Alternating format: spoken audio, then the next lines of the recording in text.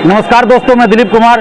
दोस्तों आप देख रहे हैं कि 67वीं बीपीएससी पीटी में कितने बड़े पैमाने पे धांधली की गई है। ओएमआर सीट में छेड़छाड़ की बातें सामने आ रही है, पीडीएफ में छेड़छाड़ की बातें सामने आ रही है। और जब हम लोग 22 नवंबर को बीपीएससी के चेयरमैन साहब से मिले तो उन्होंने आश्वासन दिया था कि जितना क्वेश्चन का आंसर गलत है उस पर हम विचार करेंगे। और आज मेंस का जो है प्रोग्राम घोषित किया गया है और उस संबंध में कोई जानकारी नहीं दी गई है। तो अब हम लोग कितना बर्दाश्त करें? हम लोग चाहते नहीं है कि आंदोलन करें, लेकिन बीपीएससी द्वारा हमें मजबूर किया जा रहा है, इसलिए हम लोग को आंदोलन करना पड़ रहा है। तो अब हम लोग बर्दाश्त नहीं करेंगे।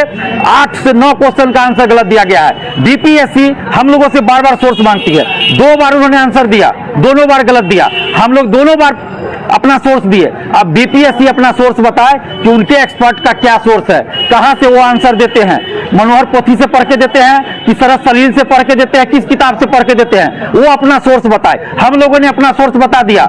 एनसीईआरटी, सतीश चंद्रा, रामशरण शर्मा, विपिन चंद्रा, बीएल ग्रोवर, प्रतियोगिता दर्पण, सिविल सर्विसेज क्रॉनिकल, भारत सरकार का डाटा, चुनाव आयोग का वेबसाइट, सब हमने सोर्स बता दिया। बीपीएससी अब अपना सोर्स बताए। ये खेल अब नहीं चलेगा कि क्वेश्चन का आंसर कुछ गलत कर दो, कुछ क्वेश्चन का आंसर और योग्य अभ्यर्थियों को कुछ बाहर कर दो।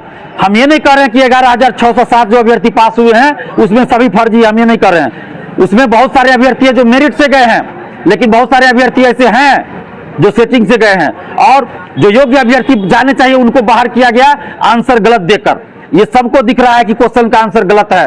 9 क्वेश्चन का आंसर गलत है। हम लोग की मांग है कि 9 क्वेश्चन का जो आंसर गलत है उतना कटअप हर कैटेगरी में कम करके आप एक्स्ट्रा रिजल्ट दीजिए। पीडीएफ में जो छेड़छाड़ हुई है, ओएमआर में जो छेड़छाड़ की बातें सामने आ रही है, उसकी आप सीबीआई जांच कराइए, पेपर लीक की सीबीआई जांच कराइए।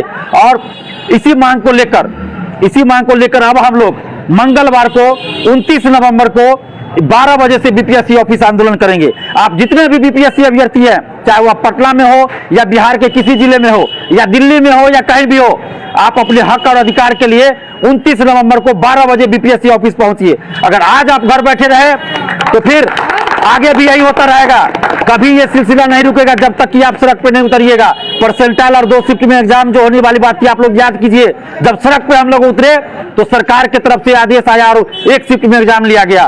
तो वैसा ही आंदोलन फिर करना पड़ेगा, नहीं तो फिर आगे 68वीं में यही होगा। आप क्या कीजिएगा? 68वीं में 281 सीट है, बहुत बढ़ेगा, 100 बढ़ेगा, 200 बढ़ेगा, लेकिन क्या फायदा जब 67वीं में ऐसे हो रहा है तो 68वीं में नहीं होगा, इसकी क्या गारंटी है? और जो लोग पीटी पास है 67वीं में, उनको भी मैं बता दूं कि आपका जो कंपटीशन है सेटरों से है। जो पीटी पास किया है सेटिंग से, वो मेंस भी पास करेगा सेटिंग से। और मेन खेला मेंस में और इंटरव्यू में होता है। मेंस और इंटरव्यू का मार्क्स जोड़ के फाइनल मेरिट बनता है। तो आप कहां से टिक पाइएगा उसके सामने में? 66वीं एग्जाम्पल है। 66वीं में रैंक घोटाला कर दिया गया, पद घोटाला किया गया, डीएसपी का पद टॉपर को नहीं दिया गया। तो आप सोचिए कि कितने स्तर पर ध्यान हो रही है। तो अब आप लोग घर मत बैठे रहिए। एक दिन सिर्फ 2 घंटा पटना कॉलेज से गांधी मैदान सारे स्टूडेंट पैदल चल दीजिएगा ना तो सरकार हिल जाएगी। लेकिन आप लोग बैठे रहते हैं। आप खुद सोचिए, 6 लाख अभ्यर्थियों ने फॉर्म भरा, लेकिन जब आंदोलन करते हैं तो कितने लोग आते हैं सड़क पे? ये कमजोरी है हमारी, इसको दूर करना पड़ेगा। और इसी का जो फायदा है, नाजायज फायदा सरकार और भर्ती आयोग उठा रही है। इस कमजोरी को दूर करना है दोस्तों। और जो बिहार की बेटियां हैं उनसे भी हम हाथ जोड़कर विनती करते हैं कि जिस तरह आपने परसेंटाइल वाले आंदोलन में हम लोग का साथ दिया और 100-150 लड़कियां सड़क पे उतर गई, वैसे ही 29 नवंबर मंगलवार को 12 बजे बीपीएससी ऑफिस आइए और सरकार को दिखा दीजिए कि हम अपने अधिकार के लिए सजग हैं, निडर हैं और लोकतांत्रिक ढंग से आंदोलन करेंगे। हमारा आंदोलन हमेशा शांतिपूर्वक होता है। जो भी करेंगे हम लोग लोकतांत्रिक ढंग से शांतिपूर्वक करेंगे। आप सभी 29 नवंबर को 12 बजे बीपीएससी ऑफिस गेट पर आइए और हम लोग अपनी मांगों को लेकर आंदोलन करेंगे। और सरकार से, नीतीश बाबू से, तेजस्वी बाबू से हम विनती कर रहे हैं कि आप युवाओं की बात कर रहे हैं, सरकार न्याय के साथ विकास की बात करते हैं नीतीश कुमार जी, तो न्याय के साथ बहाली भी पूरा होना चाहिए। इस बहाली में 67वीं में खूब धांधली की जा रही है, तो आप इस पे संज्ञान लीजिए। ऐसा ना हो कि युवाओं का मोह आपसे भंग हो जाए। तो अभी आप स्टूडेंट लीडर दिलीप सिंह को सुन रहे थे और उनका आह्वान है कि सभी लोग, सारे अभ्यर्थी, सारे विद्यार्थी जो बीपीएससी के हैं, या सिर्फ बीपीएससी के ही क्यों, क्योंकि बिहार में तो इस तरह की सेटिंग्स वगैरह और एग्जाम्स में भी होती हैं। अभी आप सभी को मालूम ही है कि सचिवालय की वैकेंसी निकली थी, जो हम सभी ने फॉर्म डाला है, तो उसका क्या हश्र होगा ये तो भगवान ही जाने। तो वैसे सारे विद्यार्थियों को बीपीएससी ऑफिस 29 को पहुंचना चाहिए, अपनी मांगों को रखना चाहिए, अपनी आवाज़ को बुलंद करना चाहिए, ताकि सरकार के कानों पर भी ये बात असर कर सके।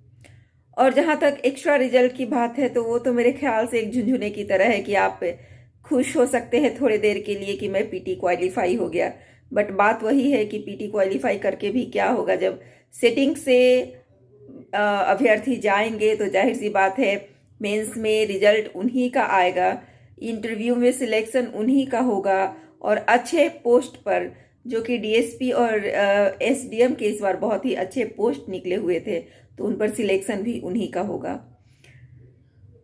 तो यही विडंबना है हमारे बिहार की, हमारे शिक्षा व्यवस्था की, लेकिन उस पर प्रहार करना हमारे ही बस में है। सारे लोग एकजुट होइए और अपनी आवाज़ को बुलंद कीजिए, अपनी आवाज़ को सरकार तक पहुंचाने में सभी एक दूसरे का सहयोग कीजिए। तो मैं तो जा रही हूँ, आप लोग से भी उम्मीद करती हूँ कि आप लोग भी 29 को बीपीएससी ऑफिस ज़रूर जाएंगे, क्योंकि इस बार मुझे भी बहुत ज़्यादा उम्मीद थी कि मेरा भी रिजल्ट आएगा, और मैं मेंस की तैयारी भी कर रही थी।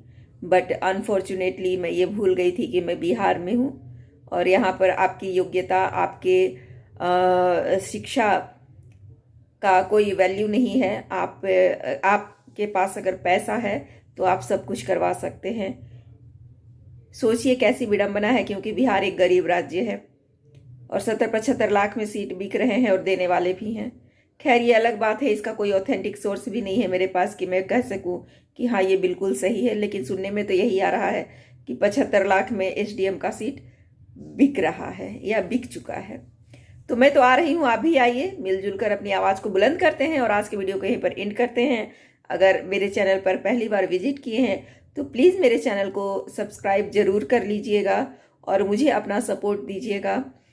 मिलते हैं फिर एक अगली वीडियो में, तब तक टेक केयर, बाय बाय।